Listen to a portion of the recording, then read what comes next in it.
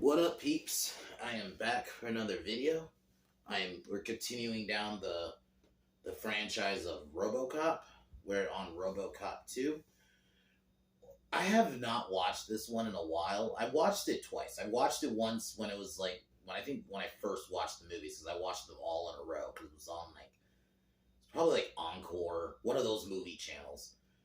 And and then I watched it again a couple years later, and I remember not really being a lot of it, besides a big fight in the end where he fights Robocane. But rewatching it today, I thought it was okay. It's not as strong as the first one. I think I have a couple issues. The music is one of them. There's that main score where Robocop shows up. It's not there. I don't know why they got rid of it. Like, the score is just kind of, it just feels generic. I don't know if they got a different person to do the music, and maybe that's why. And it's a different director. Irvin Kershner directed it, but like, I think it's a solid like sequel in the sense it's not bad, and it continues the story in an interesting way. I thought Robo Kane, when he was a robot, was cool, but Kane in general was boring. He just didn't do it for me. He was generic kind of drug guy, and just didn't do it for me. Whereas like Kurtwood Smith was compelling in the last movie. Same with the guy who played Bogomil. They were both compelling villains. It was the way they played it, but even the way they were written. Whereas Kane is just he didn't do it for me. It was just generic city. I think that it's not. Maybe it could be the writing. I don't fully know who to blame, so I'm not going to go in too much on the actor. But I thought he just didn't do it for me as a villain. In fact, I thought the girl, Juliet Fax, I think is her name. I thought she was a far better villain, and like that shouldn't even be it because she's not the main. But another problem I have is the story, like little bits of it. Like, you have like where they explore Murphy in the last film. You don't get a lot of that in this. Where like in the beginning, there's a scene where he passes by his wife and she sees him. She files a complaint. And I do like that scene where like the guys who are pairing him are trying to tell me, no, you're a machine. You're not Alex anymore. You're not Murphy anymore. And when his wife tries to talk to him, he basically tells her Murphy's dead. But then she's gone. Like, you see her one last time, like outside when he's looking outside the window, but then she's gone. And it's so stupid because I wanted more of that. That was one of the things I loved from the first movie. What made it stood out was it wasn't just an action. I love my just action movies, but when you do a first film like that and then you just kind of go generic, it's very noticeable. It's not I'm not ranting on this movie. I don't think it's a bad one per se. Like, I enjoyed myself watching it. The action stuff was good. The stop motion was great. The special effects. Like, every time you would see RoboCop on screen, he looked good. And even Robocane, like, it didn't look super fake. So it's not like I hate it. It's just that deeper story is just not there. You see it for a bit. And even with his partner, Lewis, from the first one, you don't get a lot of them together. There's a couple of times they work like when they're breaching a building or something, but it's like she was designed to be his partner, and you saw that they built that camaraderie in the end of the first one, and then just this one, she's just there. It didn't do it for me. And Kane was a boring villain. Just there's a couple things that like, in this movie I just didn't like, but it's still a fun one. I would still say watch it. It's like I would give it a 7. About is where I'm sitting. I don't know about RoboCop 3. We'll see about that next week. But I'll talk more about it when we start the review. Tomorrow I will be reviewing Fifth Element. I hate to do it, unfortunately, because of the timing, because Bruce Willis retired. Because I'm gonna be honest, I was actually thinking about wanting to review that movie for a while. It was around the time I was like, we're gonna review Gladiator. I was like, I have to do Fifth Element, but just the timing. But Fifth Element is such a good movie. Like, the world it's built, Bruce Willis is great in it. It's Mila Jovovich Jovovich's best role. Even, Chris Tucker was great in it. And the fact that you could play a character like that at that time, when he was mostly known, because he was only 2 years after Friday. He hadn't done Rush Hour yet. He was probably filming Rush Hour, but he probably wasn't. It wasn't out yet. So he did like Money Talks, I think that same year. So he was doing like mostly comedies, but the fact he can play a character like that was something different for him. So all around great movie. So I'll be talking about that tomorrow, but well, let's get started here.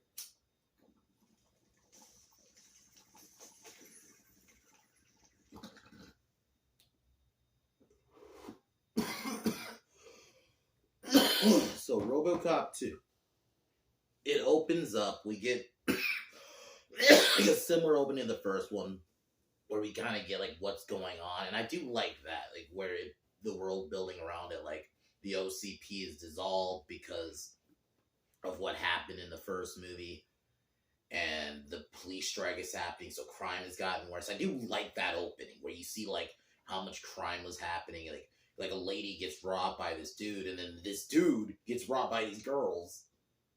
It's like you see like how like kind of fucked up it more gets, honestly. I like that aspect, but then a bunch of guys are trying to break into a building.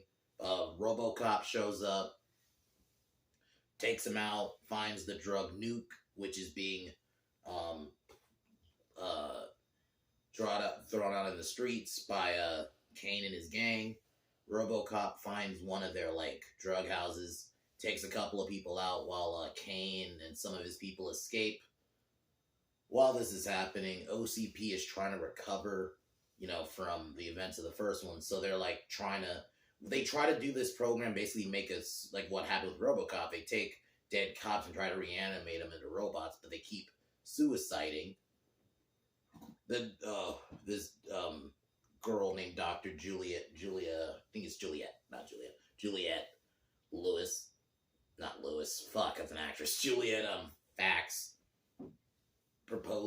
talks about an interesting idea why Robocop worked, is because he said it was like because of his work ethic, and his he had basically a reason to live, essentially. And because she's trying to creep her way into wanting to be in power. The reason Kane has so much pull is revealed because he works with a cop named Duffy, not Doofy, that's a scary movie, Duffy. And while they're at an arcade, Robocop and his Lewis was there, try to get him, but Hobb, who's Kane's protege, escapes. And I did like the arcade scene. It was a fun little sequence. Like, the action and stuff in this movie is great. In that sense, it's what a sequel should be. It steps up the action. You almost when we get to that, I'll talk more about it, but that final fight between him and Kane is kind of like a comic book movie fight. Like, there was moments they're flying through walls to the floor. That is shit you would see in a comic book movie nowadays. So they step up the action in that sense. And they definitely had a bigger budget because, the effects definitely look a little bit better. Because usually in a sequel, even if it's not great, you can, at least in the effects department, you can tell they stepped it up a bit. So, Robocop forces the information from Duffy of Kane's location. Kane learns of this, so Kane basically has Duffy killed. And forces the kid to watch, which I think that was probably the only moment where I liked Kane. I thought, hey, that's some good villain shit right there. Forced the kid and his girlfriend to watch it, because the girlfriend was thinking he was just gonna scare him. No, he had basically Duffy was ripped apart. So Kane and his gang set a trap where Robocop shows up, but he gets ambush because they have a magnet and a bunch of stuff to disable Robocop, and they basically chop him up into pieces and throw him in front of the police station, which I thought that was kind of a cool scene, and it was kind of sad to see Robocop get fucked up like that. But like I mentioned, that scene with his wife, which I think I did kind of cut over, but yeah, there's a scene where he's being questioned about his humanity, and he's like, he basically is forced to basically say, no, I'm a robot. I'm not Murphy anymore. He tells his wife that Murphy is dead. And then I wanted more. There should have been another scene where he visits the house one more time. And I kind of get a little tired of this trope after a while, like the kidnapping loved one, then the force that I would normally not like that, but I think that probably should have happened here in this movie. I just didn't like that they just kind of glossed over it. Oh, she's gone. I don't know. Maybe they were planning at this point for a third, and they were just like, all right, I'm just gonna throw her in the third, and I don't remember if she's in it or not. So if she's not in the third, I'm gonna be fucking angry because like I wanted that explored, and you just glossed over. I don't know if maybe, and I get it. It was maybe just it was early '90s, and they were probably just like, guys, just action scene. Which don't get me wrong, I love action, but it's just like that first RoboCop, like wasn't just like there was. I would actually argue there was a lot of action in the first one. To be honest, it wasn't like there was no action in the first one at all. And I do think this one was pretty gory. Like there's some like a scene a little bit later where Kane gets like really fucked up, and they cut him open, and you do see like inside of a scalp. I thought, okay, you do get a lot of gore, so they continue. Guess good with that. So, they disable RoboCop, throw him in front of the police station, and a lot of the head police, like the head, aren't like, we don't want to finance this. It's just too much money. Dr. Fax, I'm just gonna call her that. Dr. Fax basically uses this as an opportunity. She repairs him, but she disables a lot of his functions.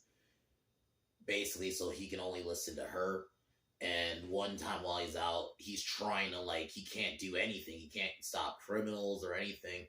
And then some of the scientists that originally repaired him or made RoboCop think of the solution is they basically has to be turned off. Like basically a mass, he has a charge has to turn him off. So he grabs an electrical box to basically turn him off, and then he gets rebooted, and he comes back, and a lot of the cops help him, and the cops who are striking, he proposes let's get Kane, and then we get basically a chase scene where Kane escapes in a truck, and RoboCop's on it. I thought that was cool.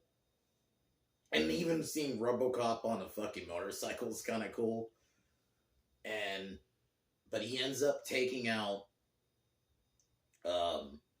Kane, severely injured, leaving Hobb, his protege, to take over. And I thought Hobb was an interesting little character. I think he's another one they could have done a bit more with, but I thought it was kind of, because he was this kid who, this was his life. So he even had his own little gun for himself. I thought that was. So he ends up taking over, and he makes a secret deal with the mayor. While this happens, Dr. Fax takes Kane's body because she thinks he's a perfect host, basically. She reprograms him into Robo-Kane. Well, she takes his brain out. This is the scene where I was talking about. You see his scalp. And they put him in this new robot body, which is similar to an Ed 09. And I thought the design and stuff was really cool. It was a cool little design. I'm like, oh, it looks dope. And I wouldn't be surprised if, other stuff kind of looks. Because I've seen similar designs for some mechs that look something similar to that. So he gets turned into Robo-Kane. She takes the drug nuke and basically uses it as a bargaining tool, and tells him to stop that deal that Lob was trying to promote. Robo-Kane shows up, and I thought this scene was pretty dope in terms of he just starts fucking shit up, killing a bunch of people. The mayor manages to escape, but he severely injures Lob, I think is the kid's name. I could be wrong. Or Hobb. I think it's Hobb, actually. So he severely gets injured. He kills his girlfriend. Um, and RoboCop arrives a bit too late. I thought that scene between him and the kid, 'cause the kid was basically asking him like hold my hand basically while I die. And it was pretty good. And, like he said like some said like I don't know how he felt like dying, and it wasn't like I'm not saying the acting was great or anything, but for a kid actor, it could have been way worse. And it was actually pretty good. It's a sad little death, and but it just I think there just little things needed to be explored. Like we needed more of RoboCop like story, and we needed more of Lewis. I felt like Lewis is kind of a background character in this. Like so, RoboCop then OCP are about to present RoboCane, and RoboCane getting because he has an addiction to nuke, sees like a vial of nuke, goes crazy, starts killing a bunch of people, which I thought like this was pretty cool in the sense of like this is how a good like villain story goes. RoboCop shows up, we get the RoboCop fight with RoboCane, which is very much like a comic book movie. Like they're throwing each other through walls, through floors. They even like go through like the street through the sewer. RoboCane then gets out, starts kind of doing a rampage. RoboCop jumps on his back, shoots him in his insides, and kills him. Kills RoboCane. And I thought when Kane became RoboCane, he was fine, but that was because he was in a robot suit. He's this giant mech. So it's like, all right, you can't really go wrong with that. That's not hard to fuck up. So it's not like that was any. I can't really give like that any special credit. But when he was just Kane, he was boring. Like I thought, like Boddicker from the last film was just far more compelling. You know, this guy just Kane didn't do it for me. The fact that like Fax is a better, she was more of an antagonist. Like she wasn't evil. She had her own ulterior motives, but I wouldn't like. She wasn't like. No, I would call her. I'm changing my mind. She was evil, and she was far better at it. I just think she probably should have just been the better. She should have been the main villain, and you make him not necessarily you make him a villain, but he's more of like the pawn, and I think that's what it should have been. Because no, they went more Kane as the main villain, even when especially when he becomes RoboCane. So OCP decide they're going to use her as the fall girl for like basically taking the blame, while RoboCop talks about like because Lewis like one of the last few scenes they have together, and she asks like how they're able to get off, and she's like, we're only human, which basically is he's accepting himself as human again. But it's just like I felt like we needed more for that line to mean something. It meant something in that first movie. When we get to it in this, it didn't feel earned. It felt like, oh, we did in the first one, let's just do it here. It's almost like they're obligated, But it's not a horrible movie. It's like like I said, it's a 7 out of 10. It's entertaining. If you'll have a fun time with it. The final fight's pretty cool. I think the special effects are great. It's just the music is so weak in this because the music in the first one is so good. The music in this is just very, I don't know. It just was generic. You don't even get that main score that you got in the first one. Every time RoboCop would show up on screen, that score would hit. And I thought when he first showed up when we first see him, I thought, oh, that score's about to no, it never hit. And we needed it. I wanted more of exploring Murphy and his wife. His wife should have came back. I don't understand why she shows up for like that beginning bit and then she's gone. I don't know if maybe there's just, and most of the time there is, but there has to be a longer cut. I don't know. Maybe they just cut it out because it just that we're only human thing just didn't feel earned at all. But like I said, it's not a horrible movie. I would give it a 7 out of 10. It's just weak in some areas. But in terms of action, it's definitely a step up for a sequel. It does what a sequel's supposed to do in that sense. Be bigger with the action. The arcade scene was cool. The scene where RoboCop was holding that kid's hand while he died was pretty good for what it was. But yeah, just weak. It's just weak in some areas. I have not watched RoboCop 3 in a long ass time. I only remember the jetpack, so I don't. That one I'm kind of basically going in blind essentially. So because that one has probably been the second time I watched it was like maybe 2009. So at least 12 years ago. Like it's been so long. But yeah, guys. But yeah, if you like the first one, I would just watch this. But go in expecting it just to be a popcorn film. Don't expect it to be as like deep and stuff like that original. Tomorrow I will be reviewing Fifth Element. That's such an awesome movie. I cannot wait to do it. I have not watched it in a while, so it's gonna be awesome to go back into it. One of Bruce Willis's, like, I would definitely say second masterpiece next to. I'm just gonna merge Die Hard 1 and 3. I like 2, but just 1 and 3 specifically together. Because they're just the same franchise. But yeah, Fifth Element is such an awesome movie. And like I mentioned earlier, Chris Tucker, the fact that he could play a character like that at that time, when he was mostly known for being the comedian. He was coming off Friday. He was doing stuff like, Money Talks, which maybe I'll definitely do Friday at some point, because that's a great movie. But, yeah, guys, I will be doing Robocop 3 next Thursday. But, yeah, guys, I'm going to cheers one more time and peace out.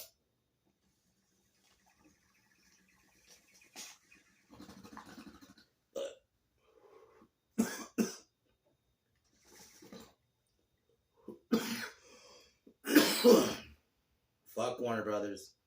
Fuck Disney. Fuck LeBron. Fuck Colin Kaepernick. Fuck Seth Rogen. Fuck Kevin Smith. And fuck the Biden administration. I'll talk to y'all tomorrow. Peace.